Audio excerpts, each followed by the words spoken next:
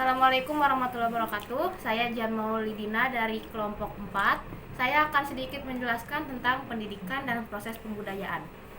Pendidikan nasional tidak saja tak terpisahkan dari budaya, falsafah, dan amanat konstitusional Indonesia, tapi juga sebagai wahana untuk mewujudkannya dalam kehidupan berbangsa dan bernegara.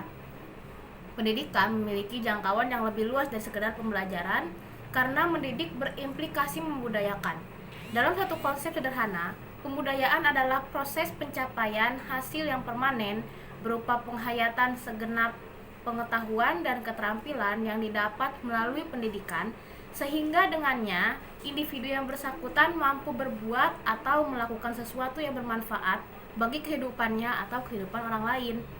Proses ini berlangsung seiring dengan proses pendidikan itu sendiri. Dengan demikian, pembudayaan masyarakat, penghayatan dan perbuatan nyata yang timbul pada individu itu adalah sebagai hasil pendidikan, baik yang berlangsung dalam keluarga, dalam masyarakat, ataupun dalam lembaga pendidikan formal seperti sekolah. Dalam pengertian ini, hasil nyata pendidikan dapat dilihat dari seberapa mampu siswa dalam mengimplikasikan pendidikan tersebut. Tetapi, jika siswa tersebut tidak dapat mengetahui manfaat dari pendidikan atau apa yang diketahuinya dari pendidikan tersebut, jelas tidak tersentuh oleh proses pembudayaan secara memadai. Peserta didik yang hanya melihat proses pembelajaran sebagai usaha untuk bisa menjawab soal ujian atau untuk lulus dalam memperoleh nilai dalam evaluasi akhir merupakan contoh lain dari kurang memadainya. Gak bisa dipencet. Matiin dulu aja.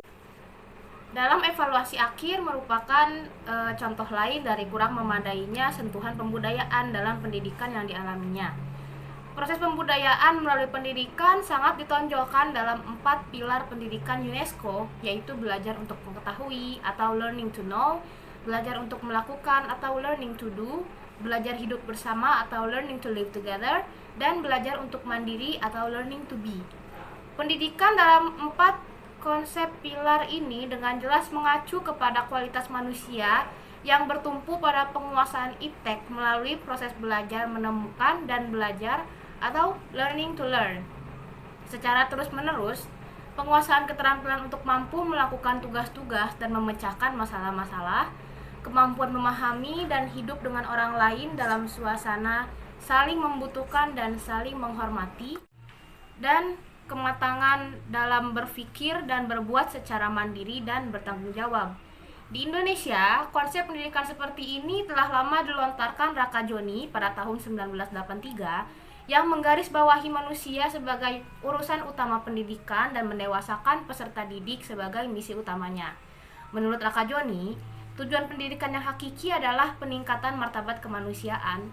Ini berarti disadarinya asal-muasal keberadaan diri atau ketuhanan yang Maha Esa, kesatuan diri dengan sesama atau perikemanusiaan, kebersediaan menggunakan secara bersama lingkungan alamiah maupun buatan atau keadilan sosial, kebersediaan untuk bekerja sama atas dasar saling menghormati dan menghargai atau demokrasi, dan semangat keterikatan pada ruang dan waktu di dalam berkarya secara konkret meningkatkan kualitas kehidupan atau kebangsaan.